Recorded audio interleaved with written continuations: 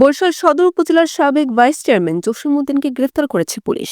দীর্ঘদিন পালিয়ে থাকার পরে বুধবার 10:30টার দিকে তাকে শহরের 25 নং ওয়ার্ডের কারিকর বিড়ি ব্রাঞ্চ রোড এলাকা থেকে গ্রেফতার করা হয়। বরিশাল মহানগর ছাত্রলীগের সাবেক সভাপতি জসিমউদ্দিন বিএনপি অফিস পোড়ানো সহ একাধিক মামলায় অভিযুক্ত। সাবেক এই ছাত্রলীগ নেতাকে গ্রেফতারের বিষয়টি বরিশাল মেট্রোপলিটন কোতোয়ালি মডেল থানা পুলিশের ভারপ্রাপ্ত কর্মকর্তা নিশ্চিত করেন। প্রত্যক্ষদর্শীরা জানিয়েছে, বুধবার রাত 10টার দিকে জসিমউদ্দিন বাড়ির পাশে ব্রাঞ্চ রোডে আসেন। এর কিছুক্ষণ পরেই কোতোয়ালি পুলিশের একটি টিম সেখানে পৌঁছে যায়।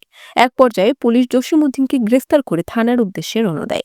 পুলিশ জানিয়েছে, জসিমউদ্দিনের বিরুদ্ধে বরিশাল মহানগর বিএনপি অফিস পোড়ানো সহ একাধিক মামলা রয়েছে। 2024 সালের 5ই আগস্ট ছাত্র জনতার অভ্যুত্থানের পর থেকে দীর্ঘ 10 মাস তিনি পলাতক ছিলেন। গোপন সংবাদের ভিত্তিতে বুধবার রাতে সাগরদী ব্রাঞ্চ রোড এলাকা থেকে তাকে গ্রেফতার করা হয়। বৃহস্পতিবার তাকে আদালতে প্রেরণ করা হবে। বরিশাল.নিউজ।